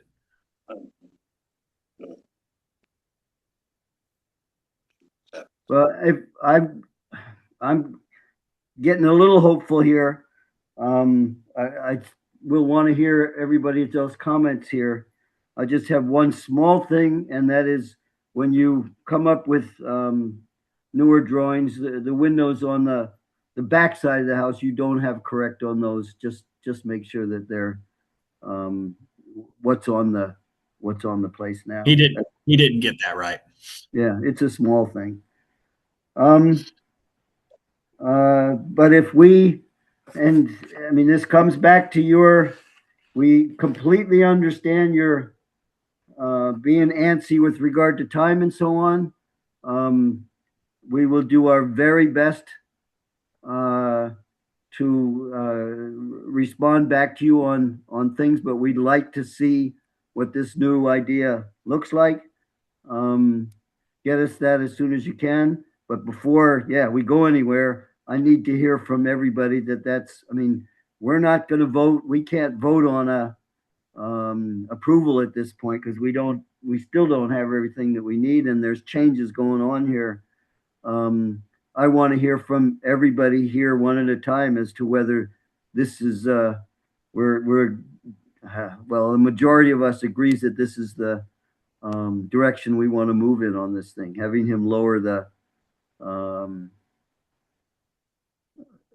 of the. Lower it, the roof pitch will not match. Like, I just want to make sure that that's very clearly stated. There's no problem with that whatsoever. Because it's not going to look the same. I just don't want to put all the effort into this and then us get a month out from here and be like, the roof pitch is wrong. We're not going to improve this. Like, common sense says it's not going to match. That's not a concern. He will never approve it. Okay. That's not a concern at all. Yeah, I mean, the roof pitch will just need to be a meet building code. And yeah, anyway. Right, but it will change the way the front of it looks. It will not look the same as the existing structure because the roof pitch will be drastically different. That roof is.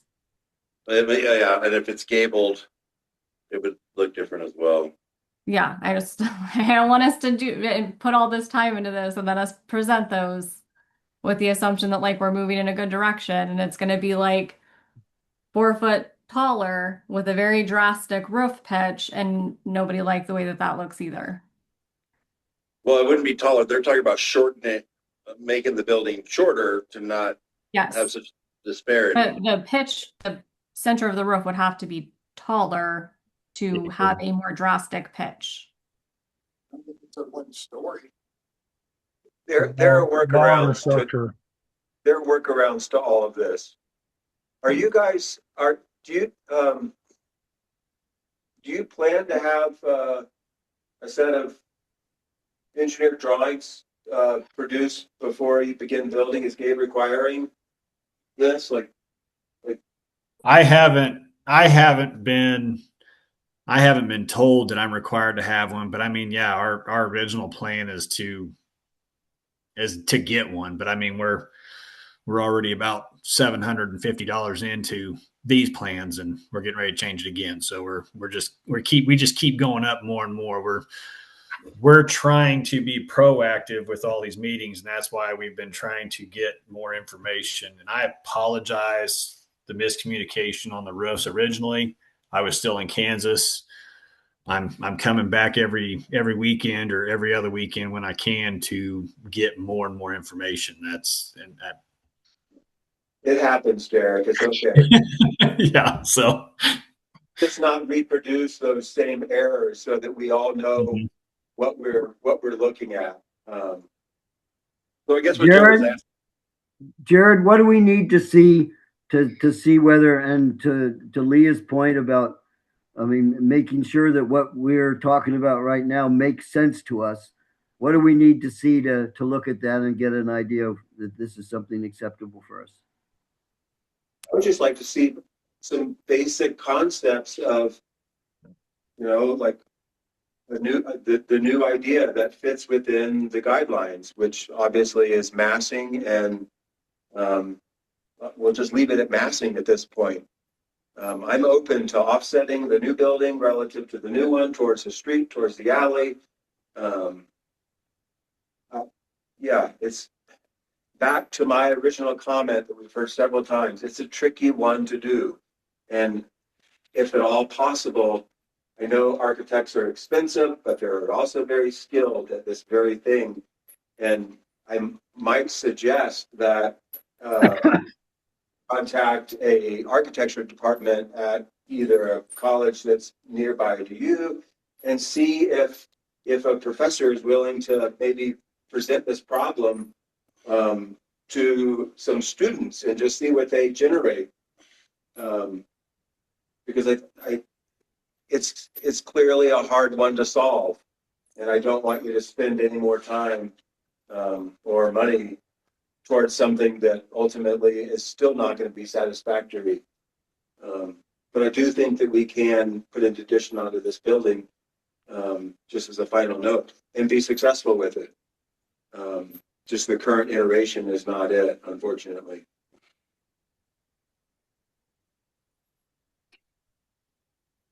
Well, Jared, I know I can tell you for me and my wife and my family, I'm not going to be spending a whole lot of money on getting another blueprint person involved.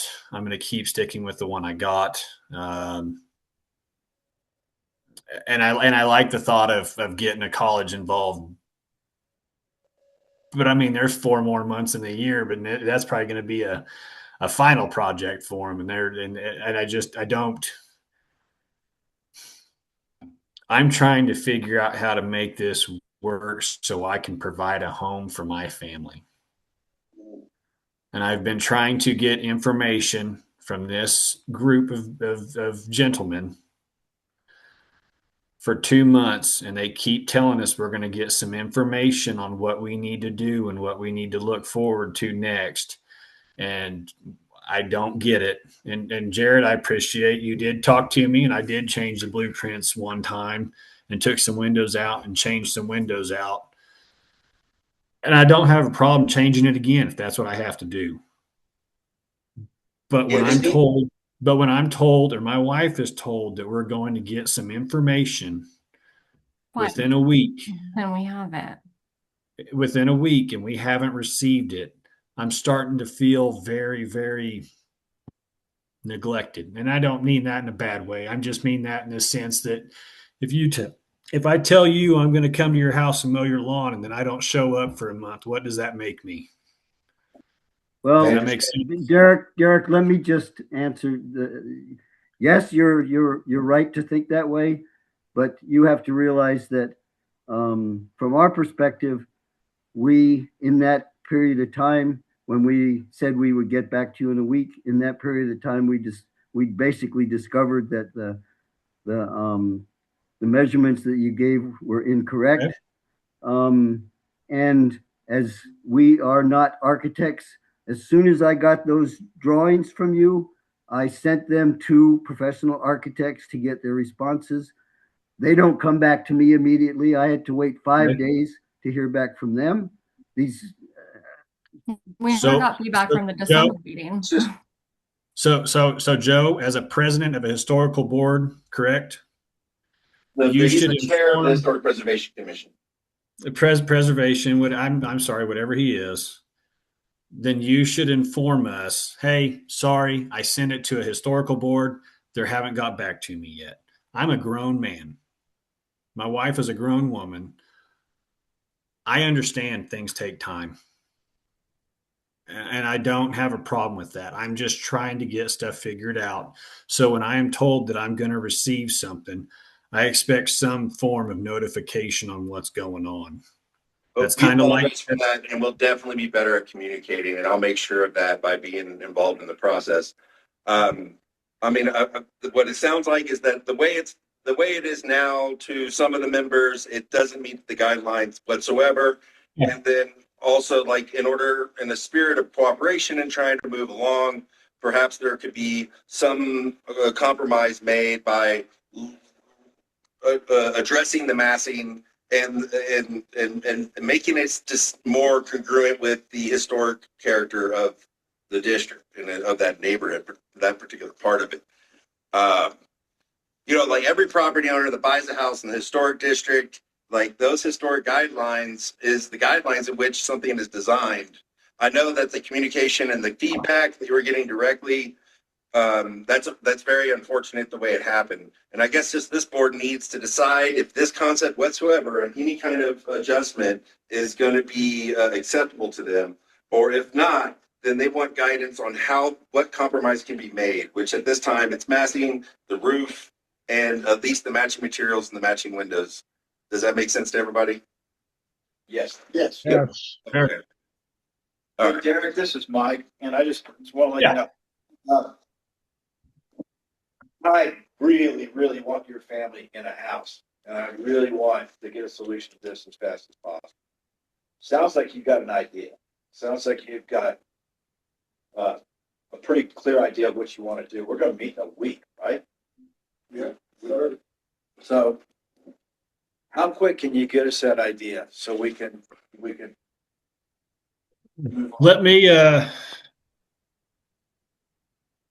Let me try to get a hold of my nephew tomorrow. He's the one I've been paying. He's been doing CAD design in Tulsa, Oklahoma for oil pipes. So this is kind of a new adventure for him. We're paying him to kind of help him because he just bought a house. So he's helping us, and we're helping pay him. So let me talk to him tomorrow, and I'll see what I can get something worked up.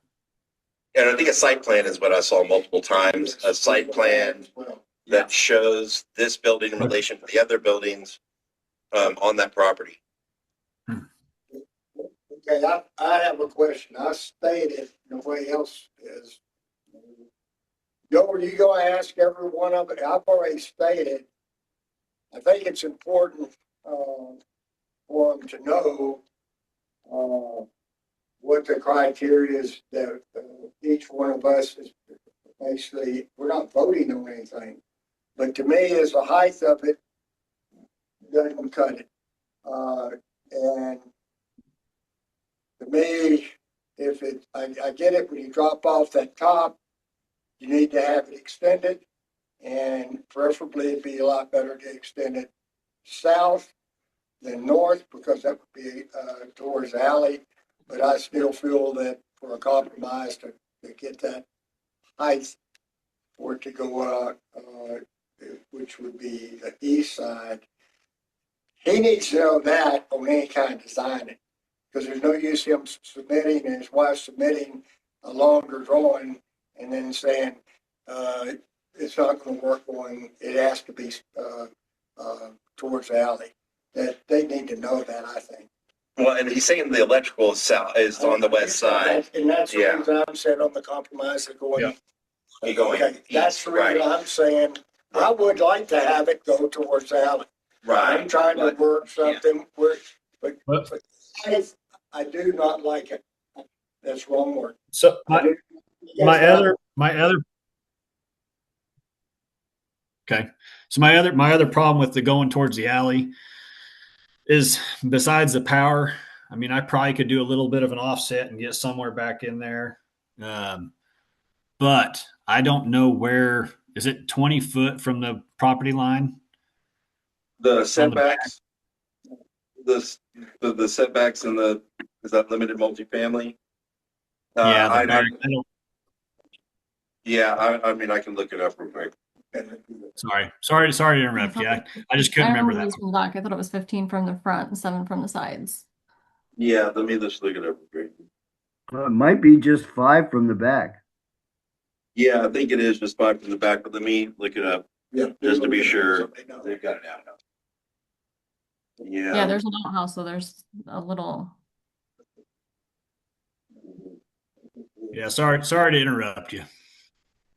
No.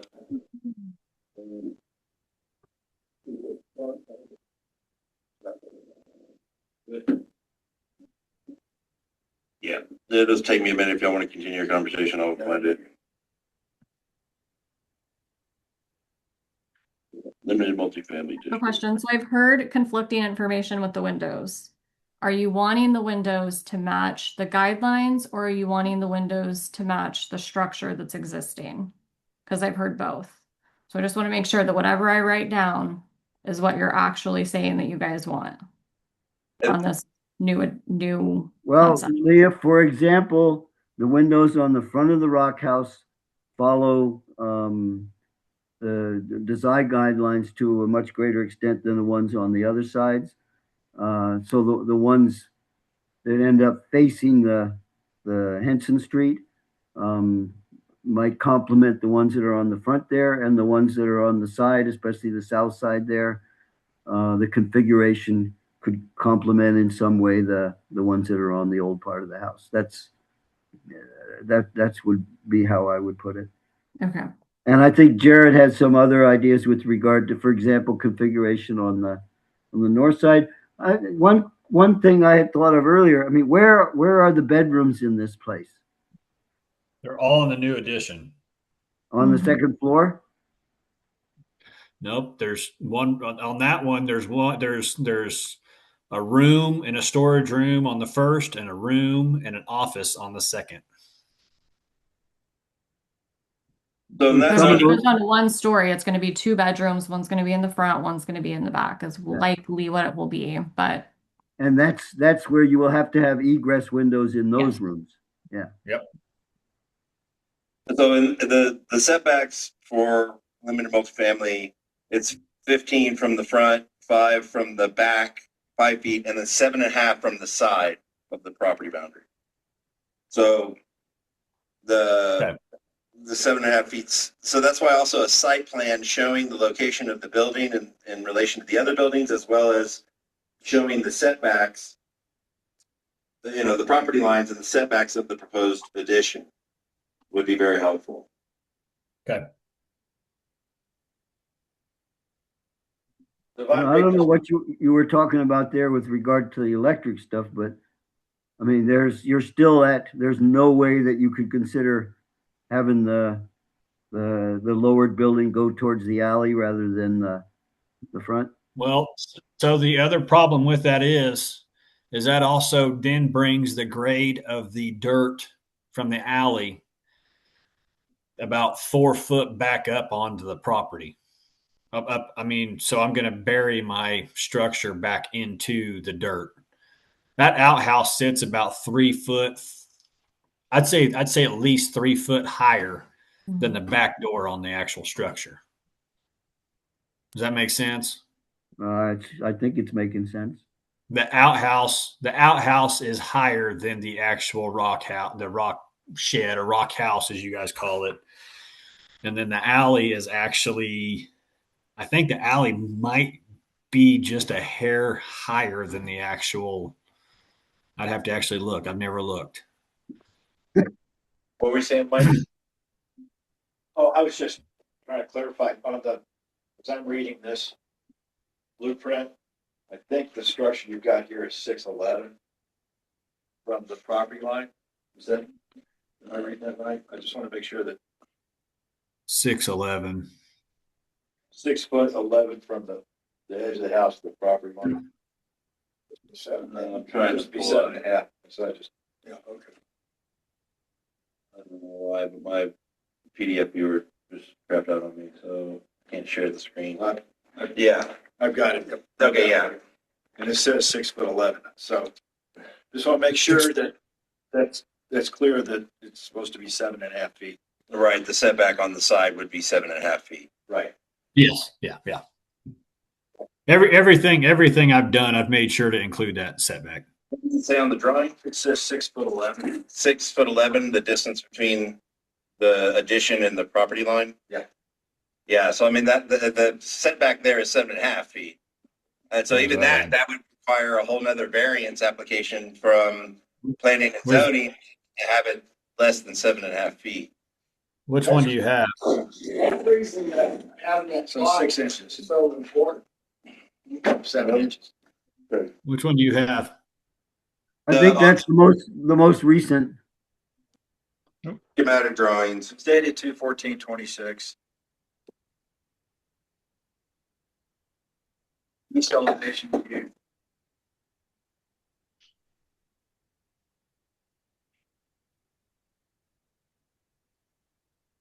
You can see on the right side, it's the property line, so. You all there? Oh, there we go. Yeah, I don't know what he put that there The for. property That's line, it's not right on that. no, that's not right. Okay. So yeah, with the site plan and the new updated rendition of this, that's something that needs to be defined. Because I mean, if it's that's a whole nother variance thing where you got to get it from planning and zoning. Planning and zoning has their own set of criteria, and so you really got to get that clear. You don't want to go to planning zone. No, I don't even know why he put that in there. There's enough room there for that addition. Otherwise, I wouldn't have gave him those dimensions.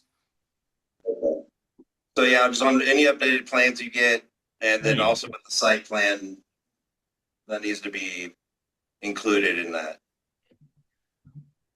What it is.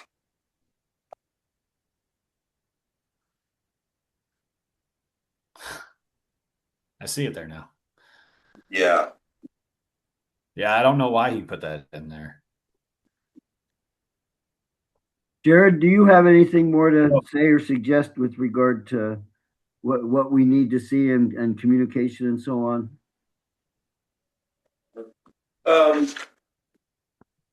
Yes, I suppose. One, we are not the design committee, and we have to remember that. The design guidelines are there for a reason. And I think that Derek and Leah, you guys should revisit the design guidelines, reread them, and those should be your guide. Okay. Clearly we're willing to be flexible, but please use them as a guide as you move forward. I think it will, yeah, I'm sure you've read them, but maybe reread things and make a checklist and use that to move forward as you start redesigning this addition. Okay. Now that's 74 pages of guidelines. There's only a couple pages that have to do with additions to historic buildings. Yeah, there's only the one page. It's a quick read. And I mean, really, you could probably blow through the whole thing in an hour and a half. But it just provides context for one, and then also some specifics. Well, Lex sent it to you. Yeah. Yeah. I remember it very, very distinctly. I mean, I think I read it more than I've read some other books. Yeah. So we're planning to meet again next Tuesday. And so if there's can be some updated designs, a site plan, something that shows the setbacks properly, and then they can review whatever's proposed, next Tuesday or whatever the redesign of it is. The first Tuesday in March. Yeah, we will meet and this will be on the agenda. Is that next week? No, it's not. No, No, it's not next week. Yeah, no, it is next Tuesday. Yeah, it is. it is. Okay. Yeah, so next Tuesday. So, yeah. Well, okay, then in practical terms, Derek, you will not be available for that meeting because we hold, well, let's think about this a little bit. I mean, we I will generally, not be at that meeting. we generally hold it at 8 in the morning, but if we have no other, and at this point, we have no other applications or anything, I think we can, well, either do it that evening or do it an evening that's appropriate for you if you're the only one that's going to be on the agenda. Okay. Next Tuesday. Nope, not that one.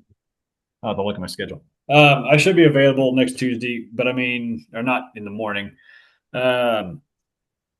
Is that enough? I mean, let me just ask you, is that enough time to do this? Because we can do this. We don't have anything else going on. What would be the best time for you to meet? I can call and see if I can't get something changed. And I can send a message back to you. Can I know it's very, very, very crude, but can I show kind of what I'm thinking is before I submit this thing and we start going somewhere else? You got it in front of you right now, or are you talking about something coming soon? Yes, I'm just trying to get an idea and make sure, even Chris, if I can draw.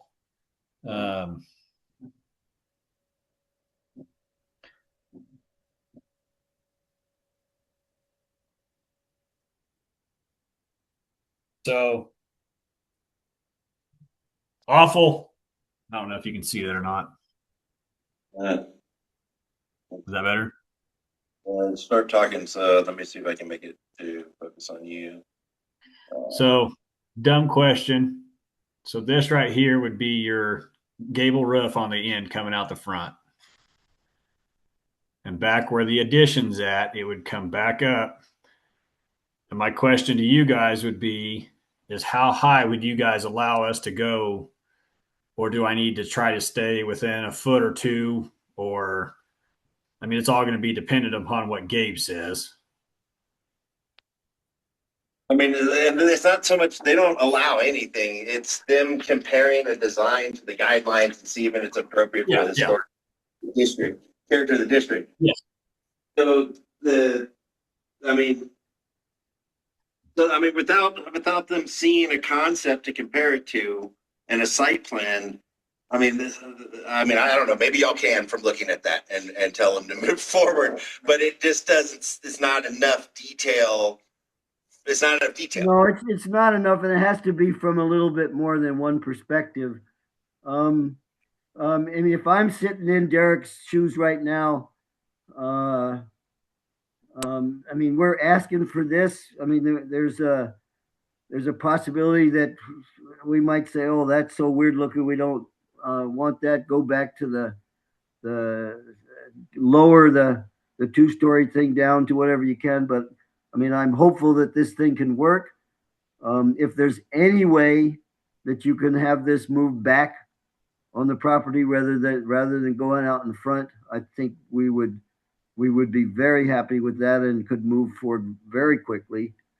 That's my own personal opinion, but I think we need to look at this from, I mean, what it looks a little bit more from the side than just the front and so on to see how it looks. Yeah. Okay. Well, I guess we'll get some stuff and try to get something figured out. So Yeah, just let us know. Just let us know when works, if you're able to get updated, an updated design. And it sounds like they're pretty flexible with meeting with you. I don't believe there's any other business that the commission should be considering next week. We don't have any other business right now, so, I mean, I hope everybody can join. It will be next week. Well, it doesn't have to be next week, but I mean, whatever's most appropriate for moving forward on this. We will keep in close communication with you. I'd like especially Jared to be involved with this communication as much as possible. Send it to Lex. He will immediately get it to us, and we'll move forward from there. Okay. Leah, you had a question? I was going to ask where to send it because that's been called into question previously. So we'll send it to Lex. Yes, please. And you want us to revisit the materials, correct? No corrugated metal on the side. No, I mean, not that they didn't necessarily say that. It doesn't necessarily fit the guidelines having the siding over the entire building. And right now, it sounds like if massing is addressed, and the things that were mentioned were addressed, they were maybe willing to be, flexible in their decision making and not being so strict on the guidelines since we've already come this far down the road. Having some kind of matching materials, matching windows, something that is congruent to the old building is part of the whole guideline and keeping the character of the historic district. So that is what they're commenting on. How that's done or how you present it, that's what they'll have to review when you do so. Yeah, I mean, Jared has suggested and given some reasons for preferring wood siding on that, and has even suggested that he could help find places for reasonable materials for that. I'd like to see you seriously consider that. And I mean, leave it at that for right now. I just want to say one last thing, and that is, Derek, you asked about a specific number, like is 2 feet higher, is 3 feet higher. There is no, and I think you know the answer to this, or what I'm about to say, but there is no formula for what will work with this building. And that is the job of the, albeit very expensive, and I understand your reservation, but that's what an architect or designer does. They figure out all this stuff and build something that is in balance, and it's with the existing structure, and that is also meets the guidelines or satisfies guidelines.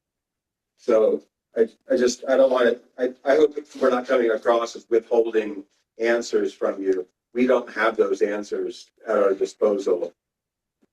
We don't have those answers, and so we do the best we can to apply what you send to us to people that can answer some of those questions. We have people that support us at the state, and that's what we try to do. Well, I hope you guys understand too that if you guys can't give us the answers, we're trying to come up with these answers to give them to you so we get the best possible thing approved. So when you guys don't know, like we're also not experts and we don't know. So we're doing our best with this very unique structure that doesn't fit the guidelines, even though read the guidelines. So we appreciate you guys working with us and trying to meet us halfway, but I hope you have a little understanding where homeowners. I have a whole lot of understanding. I want you to know that. And they all own historic homes, and most of them have gone through this process in one form or another. Or some of us are still in it 3 years. Yeah. And so, I mean, they're already being far more flexible than I've seen them be before. So, and being willing to have special meetings and meet whenever you're available. I mean, that is unique to you guys. So, I just want y'all to know that. And I appreciate it. If I could be there on the 8 o'clock meeting, I mean, I would gladly be there to keep everybody from having to meet us this late at night. We get it. And personally, I want you here. We need housing. We need deputies. We need families here. So, and they're just doing their job the best way they can and that they signed up for. So, I think addressing the massing and making sure that whatever you do present has the accurate dimensions and the accurate property boundaries as well as a site plan, all that will go a long way at this next review period. Okay. All right. Thank you, Lex, very much for being here and explaining some of that stuff. Great. You're welcome. I'm very tired, and I bet everybody else is. I think we've talked enough for right now. Yes. Thank you guys for being here. I'm sorry this has all taken as long as it has, but again, like Lex says, we're trying to do our best to support the town on all this stuff and to help you guys get a place to live. Well, I appreciate it. I'm just glad we could finally.